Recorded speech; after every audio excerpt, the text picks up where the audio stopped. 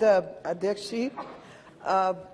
अपनी मुद्दे की बात कहने से पहले मुझे लगा कि दिल्ली के जो 1/4 मुख्यमंत्री हैं वो कहानियां सुनाते, तो मैं भी आज एक शीश महल में रहने वाले नवाबजादे की कहानी दिल्ली की जनता को और देश की जनता को सुनाना चाहती हूँ, क्योंकि मुझे लगता है कि यहाँ इस जगह पर बैठे हुए, संसद में बैठे हुए बहुत से लोग हैं शायद अनभिज्ञ हैं इस कहानी के बहुत सारे रहस्यों से, और जिसमें ये रहस्य है कि एक आम आदमी का नाम और वेशभूषा धारण करते करते कोई शीश महल में रहने वाला नवाबजादा कैसे बन गया।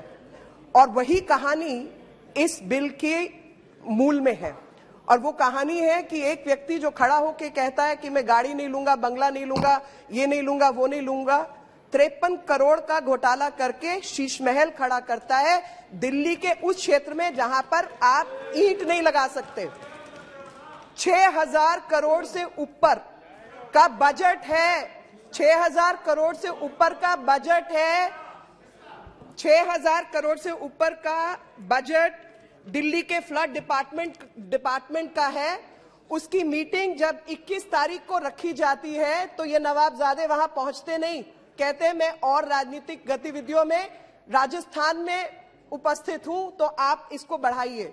उसकी तारीख 23 की जाती है, 23 को भी ये वहां पर नहीं पहुंचते, फिर उसको बढ़ाकर 26 या 30 की जाती है और उसमें कहा जाता है कि मेरे जगह पर, मेरे बिहाफ पर आतिशी मरलेना इसको अटेंड करेंगी। आतिशी मरलेना जो दूसरी मंत्री हैं वो भी नहीं पहुंचती 30 तारीख को, और उस तारीख को बढ़ाकर 6 तारीख को कर दिया जाता है जब दिल्ली के अंदर कम पानी छोड़ने पर बाढ़ आ जाती है। 2 साल से दिल्ली फ्लड कंट्रोल डिपार्टमेंट की मीटिंग ही नहीं हुई, और जब 3 लाख क्यूसेक के आसपास पानी छोड़ा गया, दिल्ली में बाढ़ आ गई, 8-8 लाख क्यूसेक पानी दिल्ली में छोड़ा गया, तब बाढ़ नहीं आई। ये बात मैंने इसलिए शुरू की कि आज जब यहां बैठे हुए लोग जिक्र करते हैं दिल्ली का, तो वो भूल जाते हैं कि दिल्ली राज्य नहीं है। और इसीलिए मैंने कहा 1/4 मुख्यमंत्री, क्योंकि पहले तो आधी ताकत कोर्ट ने ही मान लिया कि law and order, land, all these issues will go to central government. ले दे के एक विषय बचा था जिसके ऊपर सारा झगड़ा है, सारा मामला फंसा सर्विसेज के ऊपर। और जब सर्विसेज की बात आई तो सर्विसेज क्यों आवश्यक हुई, मेरे से पूर्व में बोलने वाले मेरे अन्य दल के मित्रों ने कहा कि इंटरप्रिटेशन का अधिकार सिर्फ और सिर्फ सुप्रीम कोर्ट को है। अब अगर हम सब मानते हैं कि इंटरप्रिटेशन का अधिकार सुप्रीम कोर्ट को है, तो सुप्रीम कोर्ट ने ही अपने निर्णय में तय किया है कि दिल्ली जो है वो यूनियन टेरिटरी का अधिकार रखती है, वो स्टेट नहीं है। और यूनियन टेरिटरी चाहे दिल्ली हो या पौंडीचेरी हो, सेंटर का उसमें अधिकार है। और जब विल ऑफ द पीपल की बात आती है तो प्रेसिडेंट ऑफ इंडिया से बड़ा तो विल ऑफ द पीपल कोई और रिप्रेजेंट नहीं करता। प्रधानमंत्री से बड़ी विल तो एक शहर का मुख्यमंत्री रिप्रेजेंट नहीं करता, जहां पर 7 सांसदों को चुनकर भी इसी दिल्ली की जनता ने भेजा है। तो जब ऐसी ऐसी मुश्किलें आती हैं दिल्ली में, मैं कोविड याद दिलाना चाहती हूं या बैठे हुए सब लोगों को, पूरे देश की रिक्वायरमेंट कोविड से पहले ऑक्सीजन की 972 मेट्रिक टन थी, पूरे देश की, जो लिक्विड ऑक्सीजन की, लिक्विड मेडिकल ऑक्सीजन चाहिए होती थी एलएमओ की। कोविड आया, भाई साहब ने एक तो अस्पताल नहीं बनाया, किसी की कोई मदद नहीं की, भोजन की व्यवस्था नहीं की, कोई काम नहीं किया। और ले देकर, क्योंकि दिल्ली कैपिटल सिटी है, पूरा देश और अंतरराष्ट्रीय व्यवस्थाओं की निगाह यहां लगी रहती है, तो केंद्र सरकार को कूदना ही पड़ेगा। आप कैसे कह सकते हैं कि भाई सांसद काम नहीं करेंगे? सांसद बेचारे इंटरवीन नहीं कर सकते, लेकिन उनके ऊपर रिस्पॉन्सिबिलिटी निश्चित की जाती है। जब रिस्पॉन्सिबिलिटी निश्चित की जाती है तो केंद्र सरकार ने सुप्रीम कोर्ट में कहा कि भाई 972 मेट्रिक टन दिल्ली के लिए बहुत अधिक है, हम इतनी सिर्फ दिल्ली को नहीं दे सकते, पूर्वोत्तर के राज्यों से जहां पर आयरन एंड स्टील मैन्युफैक्चरिंग होती है, वहां से ऑक्सीजन को काट करके लाना दिल्ली। और आप अंदाजा लगाइए कि केंद्र सरकार ने क्या कुछ नहीं किया। क्रायोजेनिक टैंकर्स, हवाई जहाज, ट्रेन, सब कुछ लगाकर ऑक्सीजन लेकर आए। और लाकर दिल्ली के बॉर्डर पे ऑक्सीजन खड़ी कर दी। बोला जी बताइए कहां भेजनी है, तो उसकी अव्यवस्था थी, इनको पता नहीं था कहां भेजनी है। और जो प्राइवेट अस्पतालों की अपनी व्यवस्था थी ऑक्सीजन लाने की, खरीदने की, उसको तहस नहस करके इन्होंने सरकारी अस्पतालों में वहां पर भेज दिया जहां पर कोई व्यवस्था खड़ी नहीं की थी। दिल्ली के अंदर जब मेडिकल चीजों की व्यवस्था की बात आती है तो एम्स केंद्र सरकार चलाती है, सफदरजंग केंद्र सरकार चलाती है, लेडी हार्डिंग, लेडी इरविन सब केंद्र सरकार चलाती है। कई लाख करोड़ रुपए का खर्चा केंद्र सरकार करती है, अर्बन डेवलपमेंट मंत्रालय करता है। जब इनको कहा गया G20 है, सड़कें ठीक कर लो, तो कहते हैं हम पैसे नहीं देंगे। 700 करोड़ रुपया रोड ट्रांसपोर्ट मंत्रालय ने दिल्ली को दिया है। तो अब आप पूछते हैं कि दिल्ली के अंदर केंद्र का हस्तक्षेप कैसे?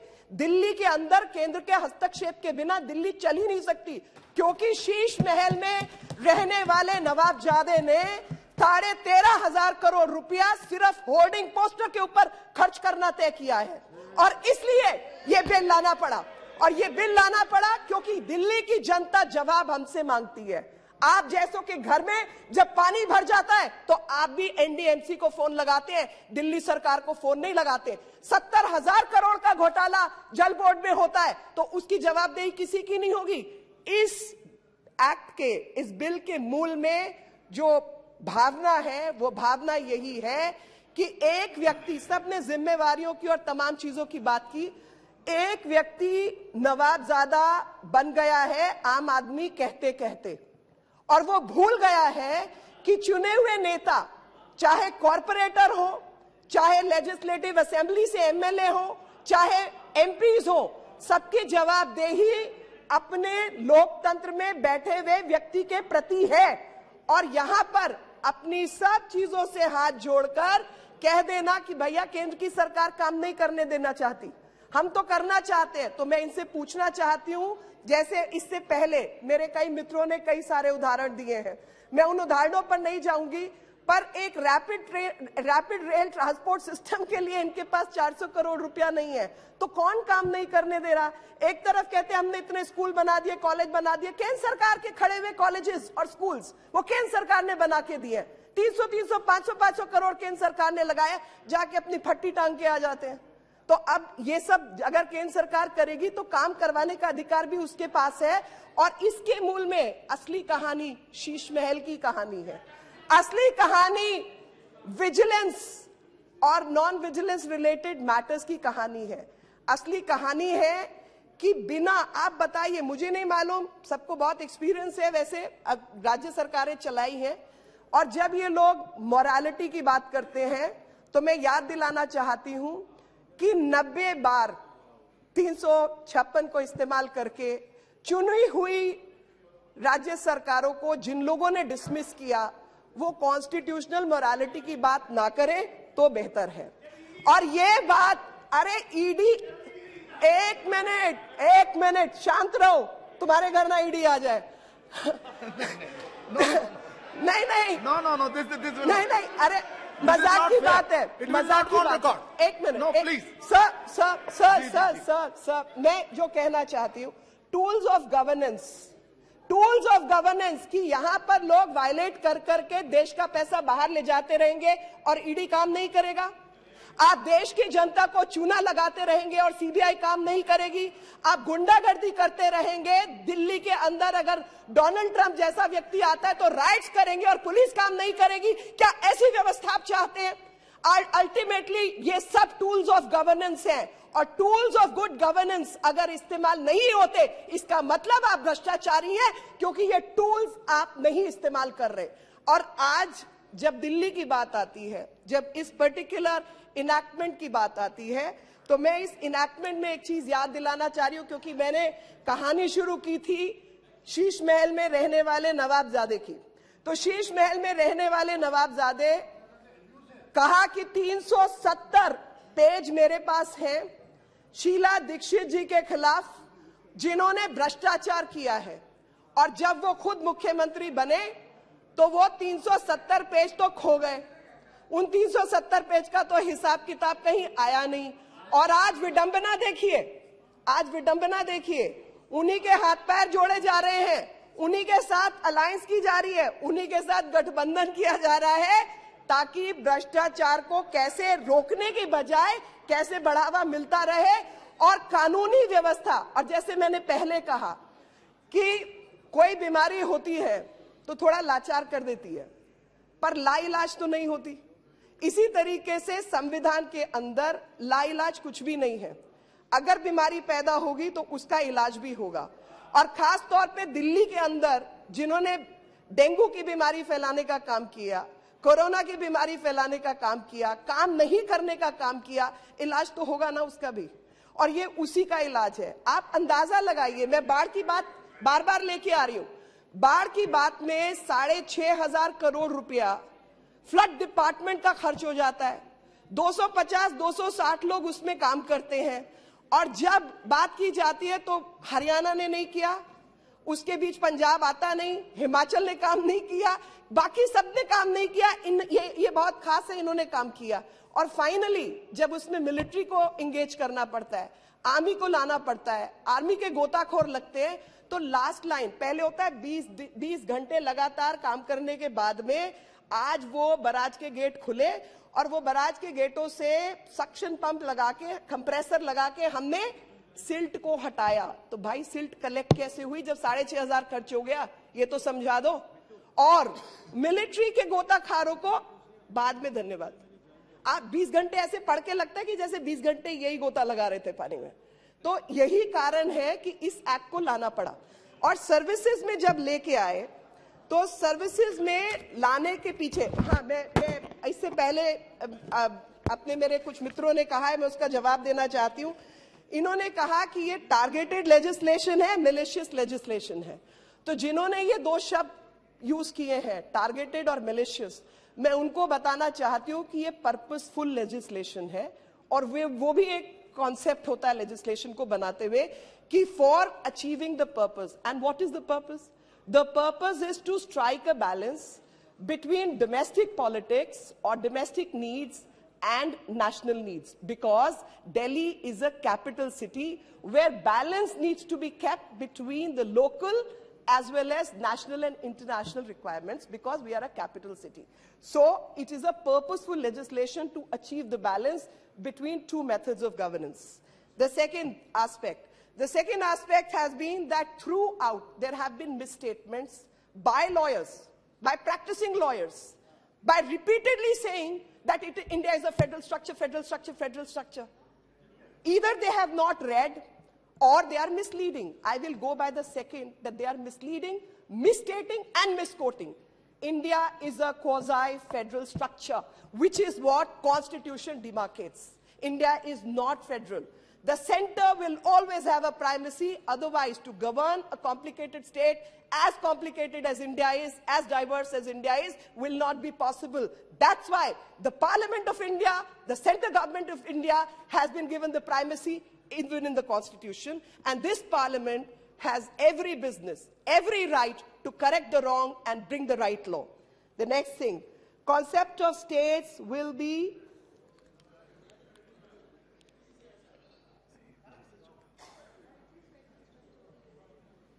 power and responsibility. I'm purposely addressing what the argument have come from the other side. So power and responsibility.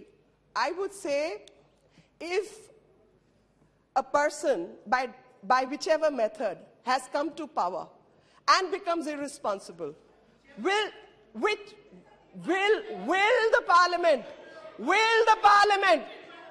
I'm so sure, will of the people, we have also seen ballots being rigged. So don't tell me whichever you don't understand. We also understand how panchayat elections have been conducted in West Bengal. So don't tell me all this. I think people of this country are mature enough. So when power vests with people who act irresponsibly, will this parliament not have the power to correct that wrong and tell people what their responsibility is, to make people answerable to the very people who have elected you? So the answer is power and responsibility. The balance needs to be struck, and that balance is what this legislation is seeking to address. I unaccountable, irresponsible. I mean, these are the words used. So I would go by that somehow the power structure in Delhi has been unaccountable and irresponsible by the manner in which the neutral bureaucracy has been dealt with. I do not know, I mean, I can only quote a great example of our own Prime Minister when he was the Chief Minister of Gujarat, and we know how all kinds of cases, fake cases, etc., were made, and how those chief secretaries used to be appointed by the central government. Did they beat them up? Did they take them to a corner? Did they assault them? Answer is no. You don't do that. You battle it out in the court of law. You battle it out by the method which is prescribed by law. But here, the chief secretary, here the bureaucracy had been put under immense pressure to do the wrong. Arvind Kumar, a person, a bureaucrat working with the office of Deputy CM, is a witness in the case of शराब घोटाला. शराब घोटाले में गवाही उसकी है कि किस तरीके से कोने में ले जाकर प्रेशर किया जाता था, गलत काम करवाए जाते थे. उसका क्या कोई इलाज नहीं निकलेगा कि आप गलत काम करवाने के लिए ब्यूरोक्रेसी के ऊपर प्रेशर बनाते रहेंगे? अभी पिनाकी जी ने पढ़ के बताया, जजमेंट में एक्साइटेड है. 400 से ऊपर लोगों को आपने बिना सर्विस कमीशन के, स्टेट सर्विस कमीशन होता है, सेंट्रल सर्विस कमीशन होता है, बिना सर्विस कमीशन के, बिना वैकेंसी निकाले, बिना कुछ किए अपने रिश्तेदारों को 1-1.5 लाख रुपए की नौकरी दे दी. बाकी लोग क्या करेंगे जी?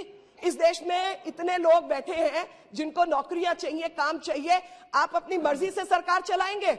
उसका इलाज है. और एक सवाल इन्होंने किया, 3 साल 10 साल, अरे एक्सटेंशन, क्योंकि वो आपके आदरणीय अध्यक्ष जी 370 पेज का नाम इन्होंने लिया था शीला जी के खिलाफ. जिस तरीके के घोटाले इन्होंने किए हैं वह 3-5 हजार पेज हैं.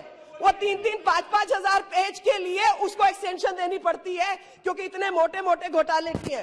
Now coming to the meat of the matter, जो रीऑर्गेनाइजेशन एक्ट है. Try to conclude also. Please, sir. I will. So the state's reorganization, which was brought in 1956, several changes have come, and finality is 2023, where Supreme Court gives control over services to Delhi government, and then ordinance was brought, and now people are saying, why was ordinance brought? Because act could have been brought, bill could have been brought. There was a gap of about 6-7 months, 5-3 months. So my point is, within less than 24 hours, when the Sheesh Mahal Ghotala was being investigated by the Vigilance Department, that not just that officer, 70-80 officers were transferred overnight. Now these are the officers which were investigating the scam.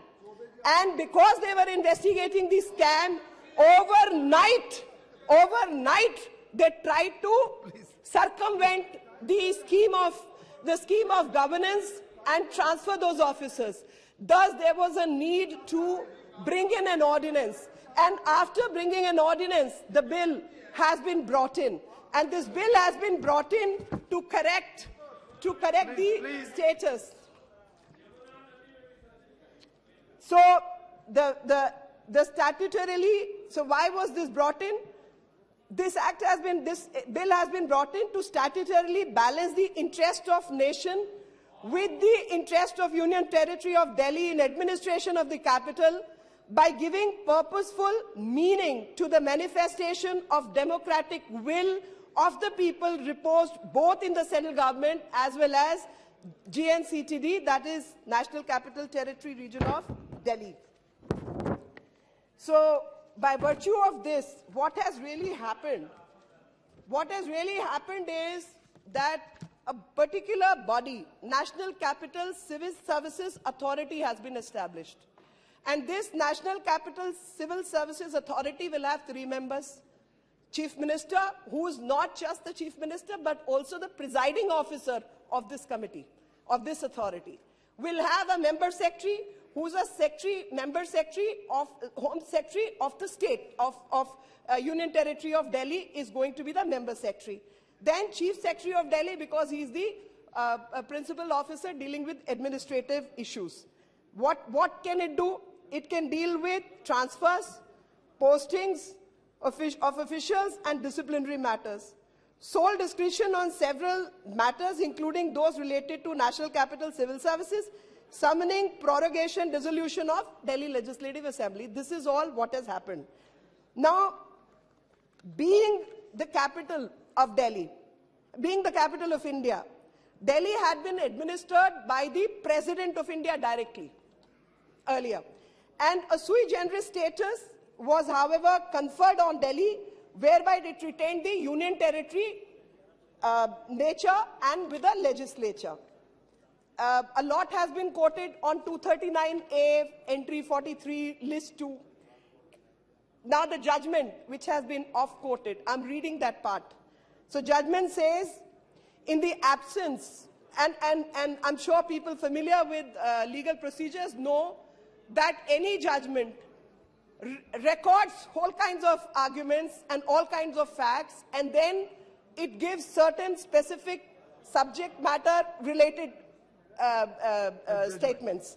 So where it says, in absence of any specific parliamentary legislation dealing with the subject of services as contained in entry 41 of list 2 of the 7th schedule specifically and in detail, the Honorable Supreme Court was pleased to pass a judgment on such and such date, and whereas in view of its special status as a national capital, a scheme of administration has to be formulated by parliamentary law to balance both local and national democratic interests which are at stake, which would reflect the aspirations of the people through joint and collective responsibility of both the government of India and government of National Capital Territory of Delhi.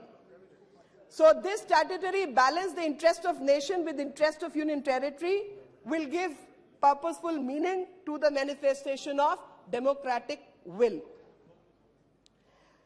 Our constitution, the formation of Delhi as a union territory is unique in itself. It may be remembered that every union territory is administered by the president acting through an administrator, and while any UT may have an elected body, it does not diminish the supreme control of the president and the parliament over them as per the constitutional scheme. आदरणीय अध्यक्ष जी, इसके अंदर इस मामले में जो group A services हैं और या जो दानिक्स हैं, उनके ऊपर पोस्टिंग और इन सब चीजों का अधिकार जो है वो केंद्र का है, सेंट्रल सर्विसेज। और उसके अलावा जो group B, group C, group D, बाकी जो चीजें हैं, उसके ऊपर जो बॉडी रहेगी वो ओवरसी करेगी। इनके अपॉइंटमेंट्स वैसे होंगे कि अगर कोई कॉन्फ्लिक्ट है तो वो मामला लेफ्टिनेंट गवर्नर के पास जाएगा और उनका वर्ड जो है वो सर्वोपरि होगा, only in case of conflict. Otherwise रायशुमारी से ये काम होगा, और रायशुमारी करने में कोई बुराई नहीं है जी। That is what balance is all about, and this balance of power to give जिम्मेवारी and to give responsibility is what this legislation is all about. अंत में मैं एक ही बात कहकर अपनी बात समाप्त करना चाहती हूं, और वो बात है कि जिस तरीके से इन्होंने ये तमाम चीजें की हैं, मिस एडमिनिस्ट्रेशन, मिस गवर्नेंस, तो ऐसे में अगर केंद्र में नरेंद्र मोदी जी की सरकार है और जिनको इन्होंने चौकीदार का नाम दिया था, तो जो चौकीदार की सरकार है वो चौकीदार तो चौकीदारी पूरी करेंगे और नवाब को भी जवाब तो देना ही पड़ेगा, और जिम्मेवारी से बच नहीं सकते। Thank you. Shri Ranjit Reddy ji.